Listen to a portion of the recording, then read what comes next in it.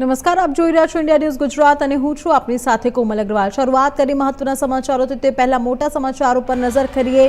મોટા સમાચાર કંડલા બંદરથી સામે આવી રહ્યા છે। મહત્વપૂર્ણ સમાચાર, એલપીજી વાહન કરતું જહાજ સીમી કંડલા બંદર પર પહોંચી ગયું છે। આ જહાજ 20,000 ટન એલપીજી સાથે પહોંચ્યું છે। મોટા સમાચાર આપને જણાવી રહ્યા છે, જ્યાં જહાજ ગઈકાલે રાત્રે કંડલા બંદરની નંબર 1 ઓઇલ જેટી પર પહોંચ્યું। જહાજ સીમી હોર્મુઝ સ્ટ્રેટ ઓળંગની ભારત પહોંચ્યું છે।